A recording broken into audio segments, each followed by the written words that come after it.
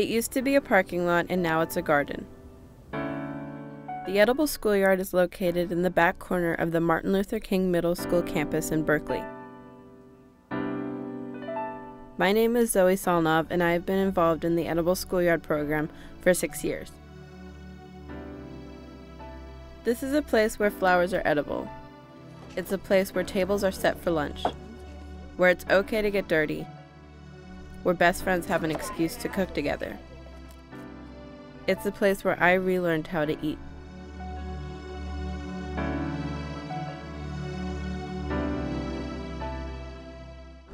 Good morning, everybody. How are you all? Good. You're seeing what we have here? Now it's my mic. It's a very versatile thing. And then it's going to be our lunch in about a minute. We are going to make some fried rice today. My name is Esther Cook, and I am the head teacher in the kitchen at Edible Schoolyard. And I have been here, this is going on 14 years now, so I'm the founding teacher here at Edible Schoolyard in the kitchen. The Edible Schoolyard is a really interesting collaboration between a local business, Chez Panisse, and we operate with their foundation. It's a collaboration with a public school, and it is a program that is integrated into the curriculum of the school to support the curriculum that students are learning in their classroom through gardening and kitchen. You can go a little faster, Bill. I first came to the Edible Schoolyard in my 6th grade year with my humanities class. Throughout the next 3 years, I would be exposed to the ideas of slow food and sustainability. The meaning of food would transform for me forever. Slow food. Well, my big goal in edible education is to make a program that is irresistible. Because I don't want to prod anybody. I don't want to say, you have to do this. I want them to want to do it. And that's a very different way of teaching, where you're trying to find that little spark. You know, I want to give you something to eat until you smile. You know, and then I know it will become a habit for your life. It's not something that you just learn while you're taking your tests and then you forget it. This is something we do every day for our whole life.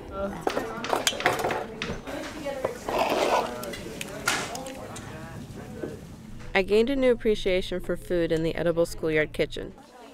I learned that the pleasure isn't only in the eating, but also the preparation. I learned to love to cook.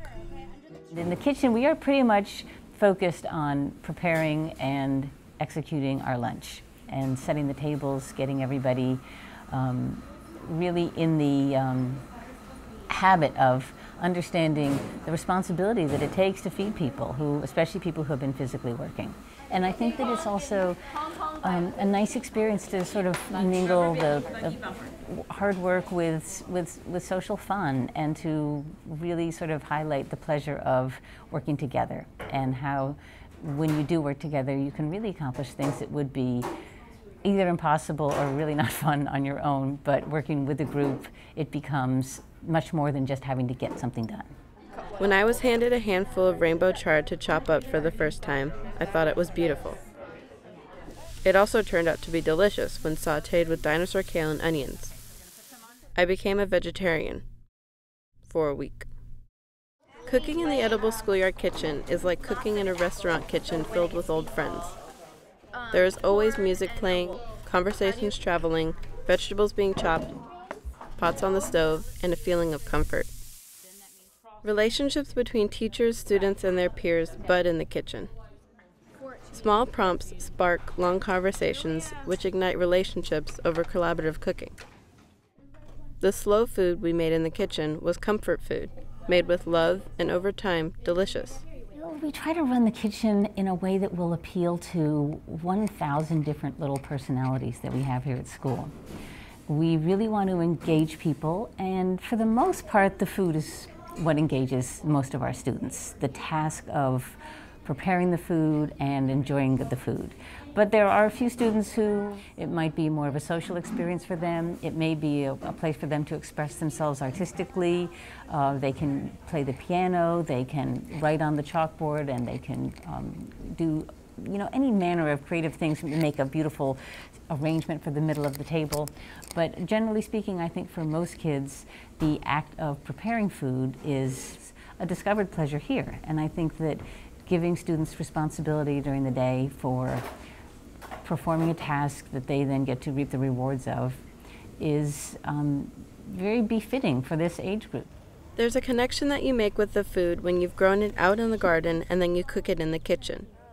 When you experience the entire process of making a meal, from the planting to the cooking, from the seed to the table. You already have a time set out in the day for school lunch. And what if we completely transformed that experience and made it something beautiful and delicious and wholesome? We could bring children into a new relationship to food. And so that's really what it's all about, to start thinking about counting beans instead of buttons in kindergarten. And engaging the kids with an experience in nature that helps them to fall in love. The garden holds many little pleasures, and slow food is all about the little pleasures. Collecting warm eggs from the chicken coop, finding the ripest raspberry buried underneath prickly leaves, defrosting my hands over the warm steam of the compost piles in the early morning, building a trellis and watching the peas grow up the sides, growing a variety of garlic, and when the stems are long, braiding garlic to hang on the walls in the kitchen. I remember the pride that I felt when I saw a tiny leaf sprouting out from where I had buried a seed only weeks before. Edible taught me the importance of good food. I learned the concept of seed to table, how friendships can start in the strangest places, like atop a pile of mulch or over a snack. I learned to appreciate simplicity, how a slice of cantaloupe and lime makes a great dessert.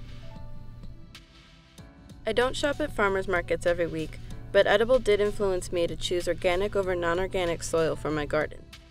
And even though we don't have a yard, I started a small garden at my house in buckets and pails on my deck in the back. I just think that coming to the table is a beautiful punctuation in the day.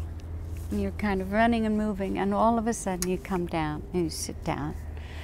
And whether you sit down with your friends and your family, or whether you sit down alone,